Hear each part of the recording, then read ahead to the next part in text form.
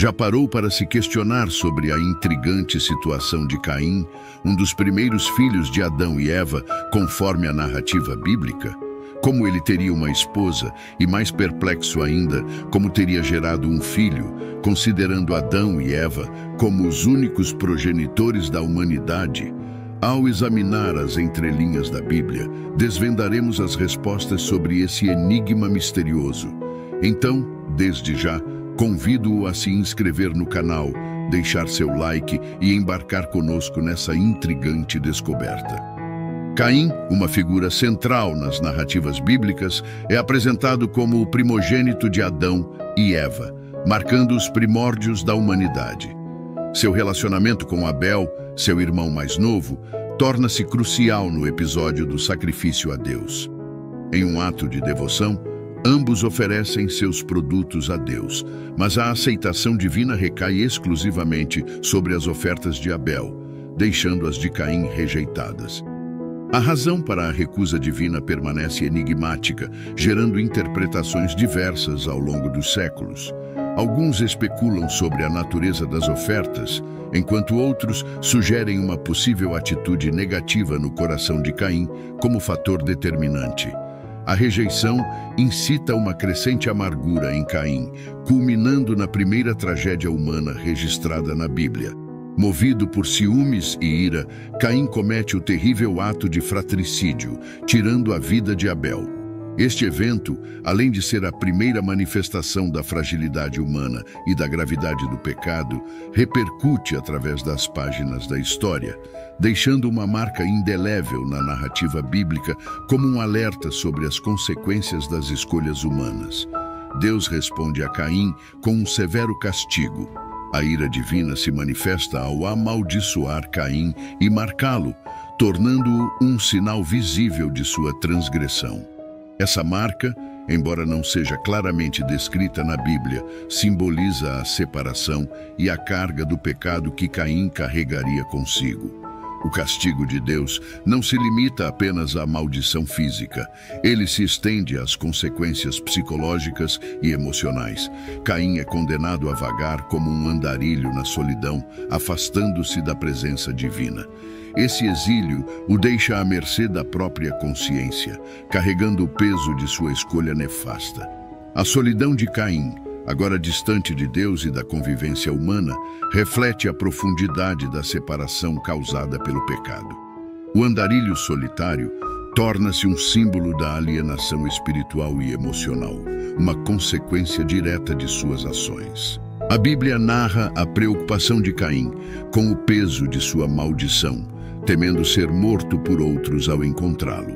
Em resposta a essa apreensão, Deus coloca uma marca sobre Caim, garantindo sua proteção contra qualquer vingança mortal. Este ato divino não apenas preserva a vida de Caim, mas também simboliza a misericórdia divina em meio às consequências de suas ações. Aqui pode surgir o primeiro questionamento dos mais céticos. Quem seriam esses outros que Caim tanto temiam? Caim e Abel não seriam os únicos filhos de Adão e Eva? Calma, meu jovem gafanhoto. Mais à frente você encontrará as respostas para essas perguntas. Então vamos prosseguir. No capítulo 4, versículos 16 e 17, descobrimos que Caim, mesmo vagando como um andarilho, encontra uma mulher e estabelece uma relação conjugal. Dessa união nasce um filho chamado Enoque, marcando o início de uma nova geração descendente de Caim. Surpreendentemente, Caim não apenas sobrevive ao castigo divino, mas também se estabelece de maneira notável. Ele decide construir uma cidade e a nomeia em homenagem ao seu filho, Enoque. A cidade torna-se um testemunho de superação e a capacidade humana de forjar um caminho adiante, mesmo diante das marcas do passado. Essa escolha reflete a determinação de Caim em criar um legado e uma comunidade, desafiando as adversidades de sua condição errante. No entanto, é neste ponto que as indagações começam a se multiplicar. O texto bíblico omite detalhes explícitos sobre como e com quem Caim estabeleceu sua relação conjugal. No versículo 17, encontramos apenas a vaga informação de que Caim conheceu a sua mulher. A hipótese de outros seres humanos coexistirem na época de Caim, além de Adão, Eva, Caim e Abel, surge como uma interpretação destinada a preencher as brechas na narrativa bíblica e a abordar as questões relacionadas à expansão da população humana. Nesse cenário de incertezas, uma multiplicidade de interpretações emerge na busca por respostas a esses questionamentos.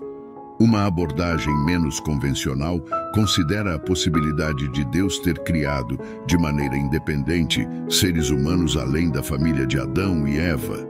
A defesa dessa teoria sugere que, para a rápida multiplicação da humanidade, seria necessário um contingente significativo de pessoas, algo difícil de alcançar apenas com a descendência direta de Adão e Eva.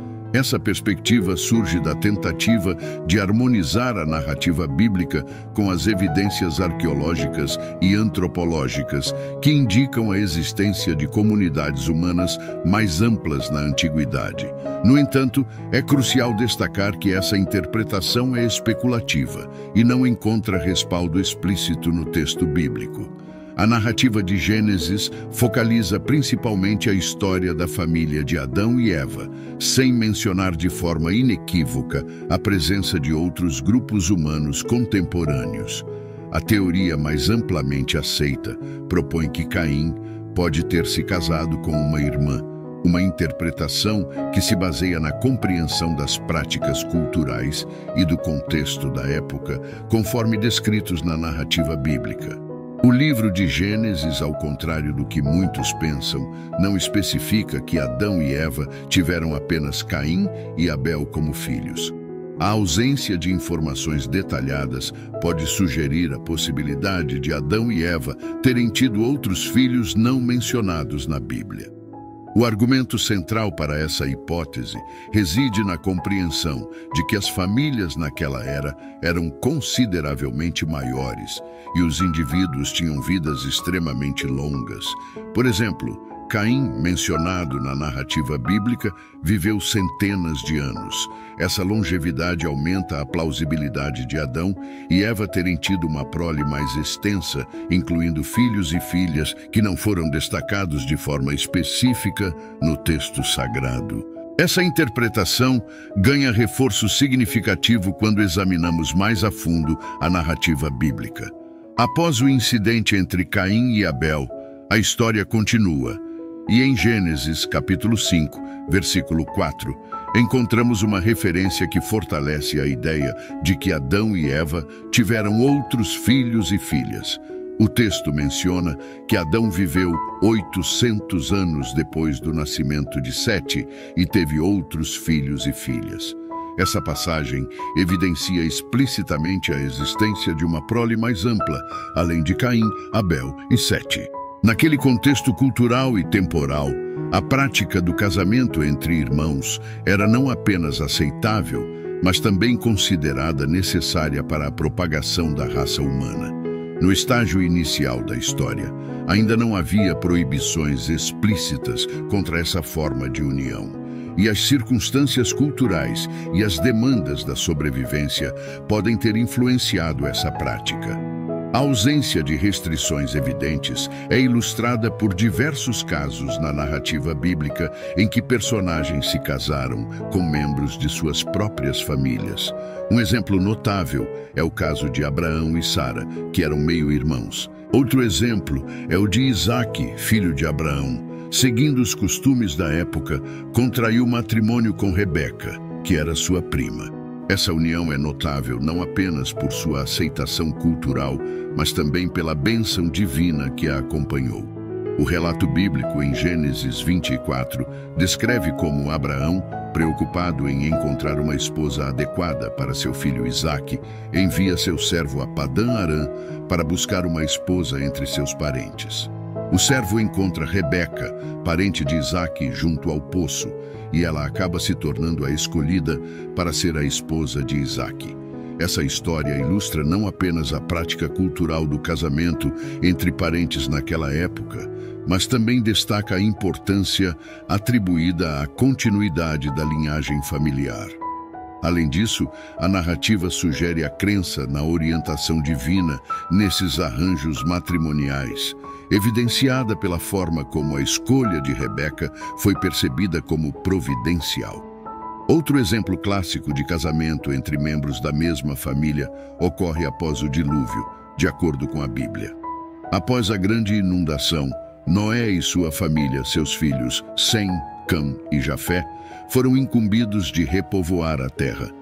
Dada a escassez populacional após o dilúvio, os filhos de Noé não tiveram outra opção senão casar-se entre si ou até mesmo com suas próprias irmãs para cumprir o mandato divino de multiplicar-se e povoar a terra novamente.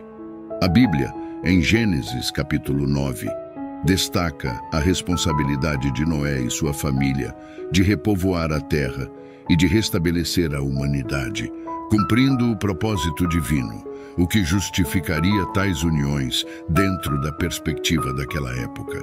Esses exemplos enfatizam como, em diferentes estágios da história bíblica, o casamento entre membros da mesma família era considerado aceitável e até mesmo necessário para a continuidade da linhagem humana após eventos extraordinários. É intrigante observar que as leis contra o casamento entre parentes, como as estabelecidas na lei mosaica, surgiram consideravelmente mais tarde, aproximadamente 2.500 anos após a criação de Adão e Eva, marcando um ponto significativo na evolução das práticas matrimoniais. Essas leis foram promulgadas como parte da aliança com Moisés, refletindo a necessidade emergente de regulamentações à medida que a humanidade se multiplicava. A proibição do incesto, delineada nas leis dadas a Moisés, pode ser compreendida como um ato divino destinado a proteger a humanidade e prevenir possíveis consequências negativas decorrentes do casamento entre parentes. À medida que as populações cresciam e se diversificavam, a introdução dessas leis visava preservar a saúde genética e evitar riscos associados à endogamia. A regulamentação divina contra o casamento entre parentes, como descrita nas leis mosaicas, encontra seu desdobramento no livro de Levítico. Essas proibições, minuciosamente delineadas no capítulo 18, abrangem uma gama abrangente de relações familiares, incluindo instruções específicas contra relações sexuais com mãe, pai, irmãos, irmãs, tios, tias, sobrinhos, sobrinhas e outros parentes próximos. O livro de Levítico, parte integrante das Escrituras, representa uma extensão prática da aliança estabelecida com Moisés, evidenciando a atenção divina aos detalhes na regulamentação das relações familiares. Vale lembrar que as interpretações estão sujeitas a variações significativas e são frequentemente debatidas entre diferentes tradições religiosas e grupos teológicos. A compreensão desses relatos pode variar conforme a abordagem, contexto cultural e linhas doutrinárias específicas. No entanto, é ainda mais importante destacar que, independentemente das divergências interpretativas, existe a perspectiva de que não devemos questionar ou duvidar de Deus. O respeito pela tradição e a submissão à vontade divina prevalecem como princípios fundamentais, sustentando a convicção de que a verdadeira compreensão reside na aceitação confiante da palavra de Deus. Espero que tenham gostado do vídeo. Lembrem de se inscrever no canal e ativar o sininho de notificação. Clique agora em algum dos 2 vídeos que vai aparecer na sua tela para continuar nos assistindo.